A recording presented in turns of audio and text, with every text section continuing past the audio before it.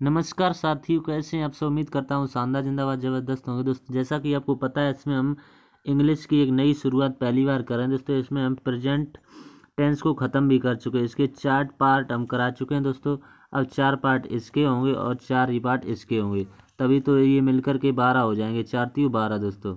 जैसा कि हमने आपसे वादा किया कि हम 12 टेंस होते हैं तो 12 वीडियो में ख़त्म करने की दोस्तों आपके साथ उम्मीद रखेंगे। तो हमारी 4 क्लास हो चुकी हैं। इससे पहले अगर आपने वो नहीं देखी हैं तो उनका प्लेलिस्ट बना हुआ है, तो चैनल की प्लेलिस्ट में जा कर के उन 4 क्लास को अवश्य कर लें दोस्तों। उसमें हमने प्रेजेंट टेंस को ख़त्म कर दिया है, वर्तमान काल को। आज हमारा जो टॉपिक है वो पास्ट टेंस के ऊपर है, भूतकाल, यानी कि पास्ट इंडेफिनिट टेंस के बारे में चर्चा करेंगे। तो क्लास स्टार्ट करते हैं दोस्तों। तो माँ सरस्वती जी का नाम लेकर के हम अपनी क्लास स्टार्ट करते हैं। ये 5वें नंबर की क्लास होगी दोस्तों। इसमें हम टेंस पढ़ रहे हैं, यानी कि काल। इसकी हिंदी होती है काल।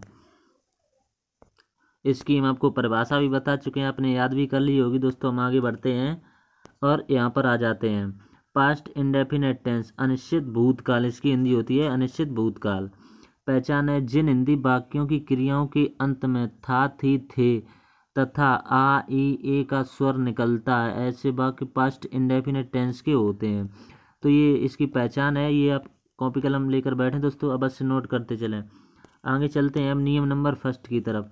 साधारण वाक्यों की अंग्रेजी बनाते समय सहायक क्रिया डिड का प्रयोग नहीं करते हैं, बल्कि मुख्य क्रिया की सेकंड फॉर्म का प्रयोग करते हैं। इसमें कल की अंग्रेजी स्टडी लगाते हैं। इस तरीके के वाक्य में कल की अंग्रेजी स्टडी लगाते हैं। नियम नंबर 2 की तरफ बढ़ते हैं। नकारात्मक वाक्यों की अंग्रेजी बनाते समय सभी कर्ताओं के साथ सहायक क्रिया डिड नॉट का प्रयोग करते हैं। मुख्य क्रिया की फर्स्ट फॉर्म लिखते हैं। अब नियम नंबर तीसरे की तरफ बढ़ते हैं। जो वाक्य क्या से शुरू होते हैं, यहाँ पर दोस्तों क्या, यहाँ पर मिसप्रिंट है टाइपिंग मास्टर से, तो यहाँ पर होगा क्या से।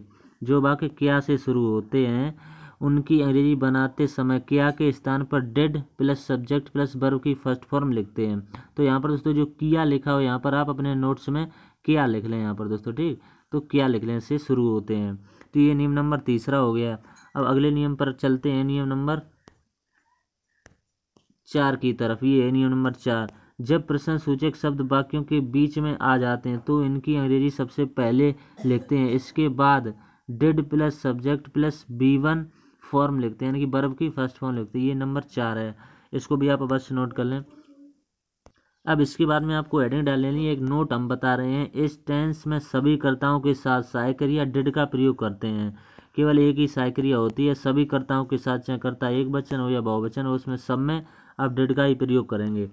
तो एग्जाम्पलों की तरफ बढ़ते हैं। उसने मुझे कल पढ़ाया था।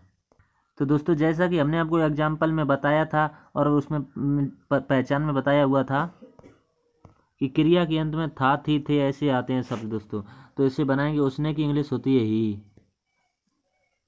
और पढ़ाना की सेकंड फॉर्म होती है taught, TAUGST, taught me. Taught me yesterday, कल की इंग्लिश स्टडी, YESTERDAY। तो ये बना दिया हमने दोस्तों। उसने मुझे कल पढ़ाया था, तो हो जाएगा ही टॉट मी यस्टरडे। दूसरे एग्जाम्पल की तरफ बढ़ते हैं। ये एग्जाम्पल नंबर दूसरा है। मैं वहाँ नहीं गया था, तो मैं की इंग्लिश होती है आई डिड नॉट। जाना की go there, THERE, I did not go there. दोस्तों उम्मीद करते हैं आपको समझ में आ गया होगा। अब एग्जाम्पल नंबर तीसरे की तरफ बढ़ते हैं। क्या आपने उसे गालियाँ दी? तो हमने दोस्तों नियम में बताया है, जो वाक्य क्या से शुरू होते हैं उससे पहले साइक्रिया आती है दोस्तों। तो क्या के स्थान पर साइक्रिया लिखेंगे। कोई भी करता हो, चाहे एक वचन हो चाहे बहुवचन, डिड ही आएगा दोस्तों। Did you. गाली देना की होती है एब्यूज, ABUSE, एब्यूज हिम। तो डिड यू एब्यूज हिम, और क्वेश्चन मार्क अंत में अवश्य लगाएंगे। अब चौथे की तरफ बढ़ते हैं। ये चौथा एग्जाम्पल है। वह कल मेरे पास क्यों नहीं आया था। इसमें दोस्तों देखो क्यों नहीं बीच में आ गया है। तो हमने प्रश्न सूचक शब्द जब वाक्य के बीच में आ जाते हैं तो सबसे पहले उनकी अंग्रेजी लगाते हैं, भाई। फिर साइक्रिया डिड नॉट, भाई डिड नॉट। ही, उसने की लगाएंगे, वो है कि यहाँ पर लगा दी हमने ही, भाई did not he come. To me मेरे पास, come to me yesterday, YESTERDAY। तो दोस्तों हमने आपको बना के बता दिया है, why did not he come to me yesterday. दोस्तों उम्मीद करते हैं आपको समझ में आ गया होगा दोस्तों। तो हमने दोस्तों हर नियम पर एक एक एग्जाम्पल आपको समझा दिया। हमने 4 नियम बताए थे, 4 ही एग्जाम्पल, हर नियम पर हर टाइप का एग्जाम्पल आपको दोस्तों हमने समझा दिया है। तो फटाफट एक बार रिवीजन कर लेते हैं दोस्तों, माँ सरस्वती जी का नाम लेकर के जितना भी हमने आज पढ़ा है दोस्तों, वहाँ से हम रिवीजन कर लेते हैं। हम प्रेजेंट टेंस को ख़त्म कर चुके हैं, आज हम पास्ट टेंस पर चर्चा कर रहे हैं, भूतकाल पर। उसमें भी पास्ट इंडेफिनेट टेंस के बारे में हमने आपको बताया, इसकी हिंदी होती है अनिश्चित भूतकाल। पहचान हमने आपको बता दी है, पर बस नोट कर लें दोस्तों इसको। और इसके बाद में हमने आपको ये पहला नियम बताया था, और इसके बाद हमने ये दूसरा नियम आपको बताया था, इसको भी आप बस नोट कर लें। और ये तीसरा नियम हमने आपको बताया था, और ये चौथा नियम बताया था। 4 नियम बताए थे और 4 ही एग्जाम्पल। हर नियम पर हर एग्जाम्पल हर टाइप का हमने आपको लेकर और समझा के बता दिया है दोस्तों। तो अगली जो क्लास होगी दोस्तों, वो हमारी क्लास नंबर 6 होगी, क्लास नंबर 6। उसमें हम पास्ट कॉन्टिन्यूस टेंस के बारे में चर्चा करेंगे दोस्तों। हमने आज पास्ट इंडेफिनिट टेंस के बारे में चर्चा कर ली है। उम्मीद करते हैं आपको समझ में आया होगा दोस्तों। अगर समझ में आया है, चैनल पर पहली बार हैं तो चैनल को सब्सक्राइब अवश्य कर लें दोस्तों। और वीडियो अच्छा लगे तो दोस्तों के साथ शेयर अवश्य करें, और कमेंट करके बताएं कि वीडियो कैसा लगा दोस्तों। तो तब तक के लिए धन्यवाद दोस्तों।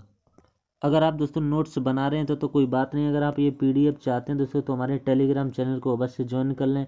उसका लिंक इस वीडियो के डिस्क्रिप्शन में हम दे देंगे दोस्तों। तो जय हिंद दोस्तों, अगली वीडियो का इंतजार करें। Video number 6 past continuous tense के ऊपर आएगी दोस्तों। तो जय हिंद दोस्तों।